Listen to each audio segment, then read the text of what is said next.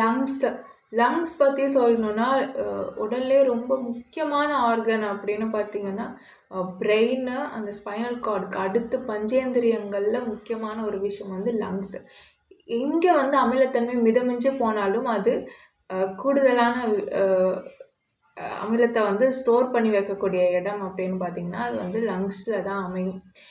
And then இந்த lungs வந்து பியூராக இருக்குது, நல்லா இருக்குது, காந்த ஆற்றல் பொருந்தியதாக இருக்குது அப்படின்னா அந்த உடல் வந்து நல்ல எலக்ட்ரோ மேக்னட்டிக் ஃபீல்டோட ஆராவோட இருக்கும். எந்த அளவுக்கு ஆக்சிஜன் ஃப்ளோ வந்து நல்லா இருக்கோ அந்த அளவுக்கு அவங்க உடல் வந்து நல்ல ஆராவோட இருக்கும். அந்த கரண்ட் ஃப்ளோ நல்லா இருக்கும். அவங்களோட டவரே வந்து நல்லா வேலை செய்யும். ஒரு கோவில் மாதிரி இருக்கும் அவங்களுடைய உடல். இந்த லங்ஸில் அழுக்கு சேருது, ஆசிட் அதிகமாகுது அப்படின்னா என்ன ஆகும்? அவங்க வந்து சோகமாக இருப்பாங்க, துவண்டு போயிடுவாங்க. எப்போவுமே வந்து ஒரு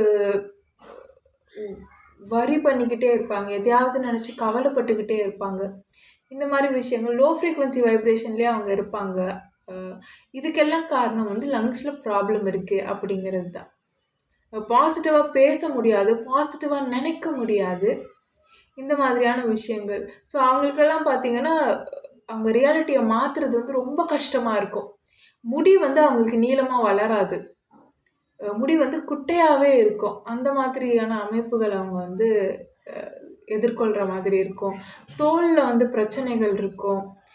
ஸோ இந்த மாதிரியான உருவமைப்பை வெளிப்படுத்துகிறவங்களுக்கு கூட லங்ஸில் வந்து இந்த மாதிரியான பிரச்சனைகள் இருக்கும். அவங்க பார்த்தீங்கன்னா எல்லாத்துலேயுமே நெகட்டிவாக நினைக்கிறவங்களா இருப்பாங்க. அவங்களுடைய எண்ணங்கள், செயல்கள், பேச்சுக்கள் பார்த்திங்கன்னா இப்படி தான் இருக்கும்.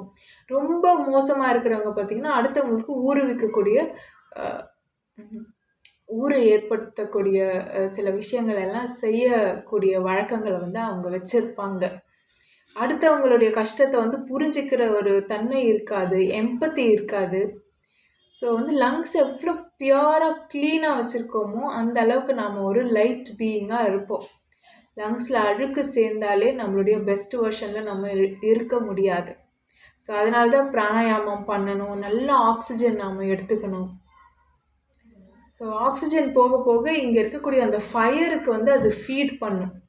ஸோ இங்கே எப்போவுமே ஒரு ஹீட் வந்து இருந்துக்கிட்டே இருக்கும்.